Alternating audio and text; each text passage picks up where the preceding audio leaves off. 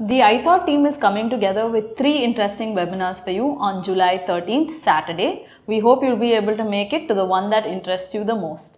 The first webinar is going to be conducted by the Sphere team at 10 a.m. and the topic is good investing in bad times, so you can take away what good investing looks like in different market environments. The second webinar is going to be conducted by the M2W team and will take place in Tamil at 11 a.m. The topic is Journey to 1 crore and we will be talking to investors about how they can go from where they are to 1 crore. The third webinar is a True Blue webinar where Yash is going to be talking about the dedicated freight corridor and how that is going to be a game changer for railways. This webinar will take place at 12 p.m. You can find the registration links to all the webinars in the description below. PSU stocks, undervalued, fairly valued or overvalued? This is a question a lot of people have. And this question has been there for a very, very long time. To my mind, the question of whether a PSU stock is overvalued started with the IRCTC. When the rally happened in IRCTC, it happened very fast. It fell very fast and again it went back very fast. Placements happened more than once and the stock still seemed to show strength to rally. PE multiples of the company went to levels which even private tourism companies did not enjoy at that moment. So IRCTC kind of went outlier, but that was a long time back. Today, the number of PSU stocks that could be called overvalued is a long list.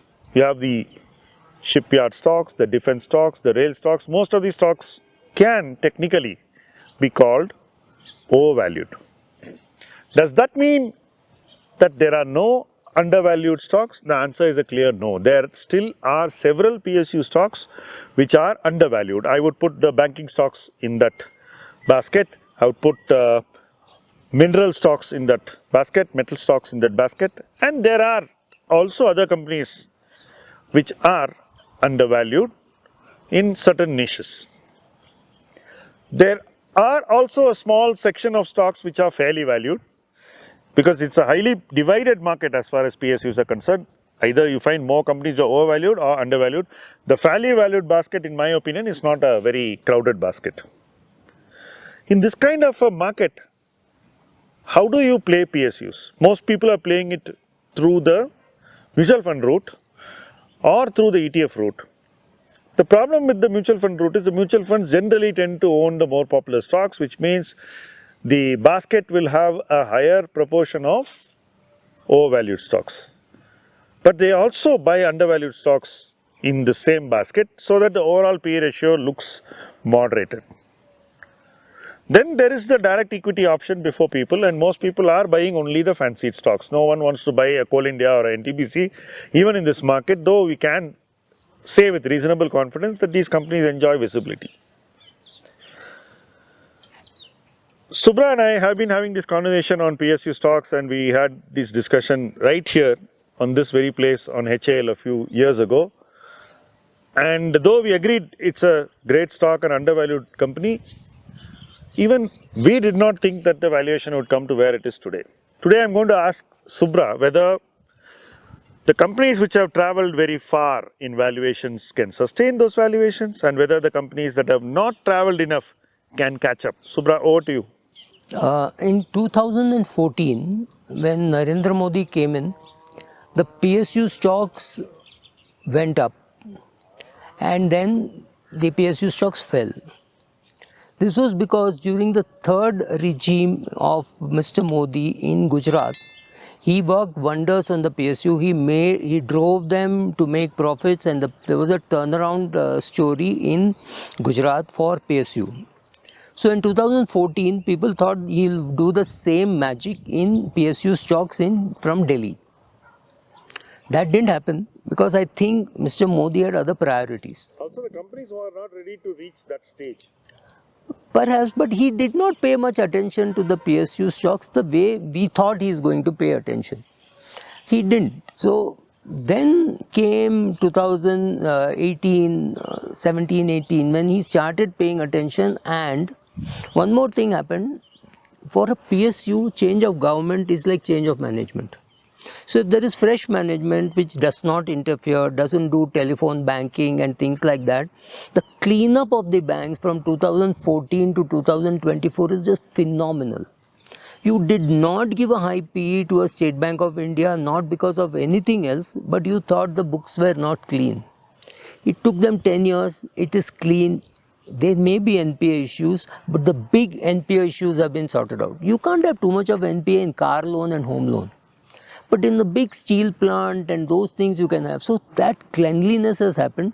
Therefore, the PE has changed for State Bank of India. Believe me, it is still way below what it is for an HDFC bank or an ICICI bank. And if you draw a line somewhere near Delhi, north of that you will see only State Bank, right? So you go to places where you find 8 State Bank ATMs and 1 of the private sector banks. Any one bank, 1 ATM. It is just not comparable. But now, new management, new things, therefore new PE. Same thing for Hindustan Aeronautics. It was always given up. They said, oh, Hindustan Aeronautics does not have money to pay salaries. So here was a new man giving them a free hand and allowing them to do whatever they wanted. Or a Jaishankar taking charge of oil and saying, buy oil from wherever you want. No interference from the world. I will protect you against that. So some of these things have been earth shattering, and that I think is already built into the PE. Now the PSU companies, whether it is HAL or SBI or ONGC or any of the IOC, they will have to be in the market fighting, but the PE re-rating has happened. Now the further growth has to come from the EPS, which means the people have to work hard, improve the EPS, and then the price will change. Can more PE re-rating happen? Maybe a little bit, but perhaps that has already been juiced out. But if it grows at a better pace and it has fixed payout, dividend payouts, the PE will also change. People will say, okay, 6 was the PE. For the private sector company, it was 24. From 6, we have come to 12. Will we go from 12 to 24? Just hold on. Let us see consistently 12, 13, 14, 15. Even if it goes only up to 18, you're saying it can be 50% above what it is now. So that possibility exists. But you have to understand that it is still highly valued, or it's high valued. But there are many PSU funds, defense funds, PSU ETF, all of them are shopping in the same market. So I think there will be competition among the buyers to pay a higher price, which gives a higher NAV, which looks like a greater return, therefore they get more funds. So this vicious cycle or virtuous cycle, whatever you want to call it, may not end so soon, but you have to be careful. I will call it a viciously virtuous cycle. But yeah, you're right. I think that the appetite to participate is very high. People who are not participated want to participate, whereas people like us who have participated want to be cautious and yet participate. That is the gap. Now, if you ask me, will you buy PSU? I won't give a blanket answer, yes. I will say I will buy selectively. Like I mentioned in the beginning of this video, I don't mind buying, let's say, a Coal India or maybe an NTPC or maybe 1 or 2 banks very selectively. But I would not go and buy the defense stocks at these valuations, certainly not. And I would not want to buy even the rail stocks at these valuations.